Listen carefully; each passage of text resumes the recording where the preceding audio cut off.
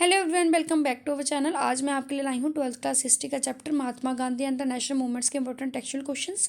5 question मैं करवा चुकी हूँ, जिसके लिंक आपको डिस्क्रिप्शन बॉक्स में मिल जाएंगे। आज मैं करवाने जा रही हूँ क्वेश्चन नंबर 6। तो क्वेश्चन नंबर 6 था हमारा कि जो नॉन कोऑपरेशन मूवमेंट था, नॉन कोऑपरेशन मूवमेंट क्या है? ये एक ऐसा मूवमेंट था जो गांधी जी के द्वारा चलाया गया था, जिसमें उन्होंने कहा था कि अंग्रेज़ों की किसी भी तरह से कोई भी मदद ना की जाए। ये एक फॉर्म ऑफ प्रोटेक्ट कैसे बन गया, ठीक है, एक प्रोटेस्ट कैसे बन गया, ठीक है। नॉन कोऑपरेशन मूवमेंट जो था एक प्रोटेस्ट के रूप में उभर कर सामने कैसे आया? अब गांधी जी क्या थे? गांधी जी ये विश्वास करते थे कि अंग्रेजों को जो साम्राज्य है वो इंडिया में तब तक सरवाइव करेगा जब तक कि यहाँ की जो आम जनता है वो इनका सहयोग देगी, ठीक है। उन्होंने क्या बोला था कि अगर आप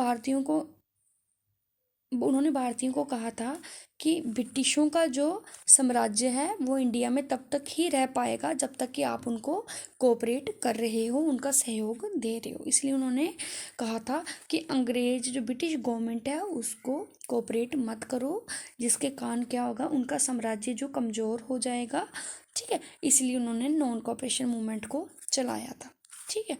अब ये एक प्रोटेस्ट कैसे बन गया, ये नीचे है। जैसे कि नॉन कोऑपरेशन जो मूवमेंट था वो खिलाफत मूवमेंट के साथ ही आया था, ठीक है। अब ब्रिटिश जो थे, अंग्रेज जो थे, अब खिलाफत जो मूवमेंट था वो किन्होंने चलाया था? वो चलाया था मुसलमानों ने, ठीक है। और जो नॉन कोऑपरेशन मूवमेंट था वो चलाया था हिंदुओं ने, ठीक है। अंग्रेजों ने इससे पहले हिंदू और मुस्लिमों में इतनी यूनिटी कभी नहीं देखी थी, ठीक है, ठीक है। इसलिए ये जो मूवमेंट था, नॉन कोऑपरेशन मूवमेंट था, ये धर्म या किसी जाति के आधार पर ना रहकर एक सिर्फ लोगों में क्या फीलिंग्स थी कि हमें अंग्रेज़ों को बाहर से बाहर निकालना है, ठीक है, और हम सब एक हैं। और इससे पहले इतनी यूनिटी जो थी अंग्रेज़ों ने कभी भी नहीं देखी थी किसी भी मूवमेंट्स में, ठीक है।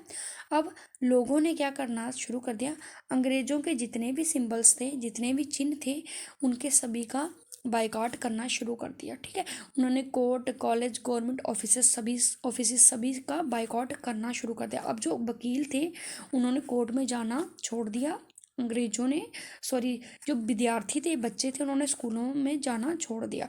और कुछ कुछ जगह पे जैसे अंग्रेज़ों के द्वारा जो स्कूल थे उनमें नहीं गए, बल्कि उसके उसके अल्टरनेट उन्होंने निकाल दिए। मतलब मान लो पाठशालाएँ खुलना शुरू होगी, भारतीय जो थे उन्होंने अपने ही लेवल पर स्कूल खोले ताकि जो भारतीय हैं उनमें पढ़ सके, ठीक है।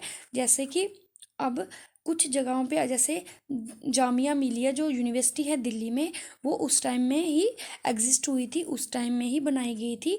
ये क्यों बनाई गई थी? ताकि जो इंडियंस है वो अंग्रेज़ों के स्कूलों में ना जाकर भारतीयों के स्कूलों में जाएं, जिसके कारण अंग्रेज़ों को किसी भी तरह की कोऑपरेशन ना मिल सके और उनका साम्राज्य इस भारत से ख़त्म हो और वो वापस चले जाएं, ठीक है।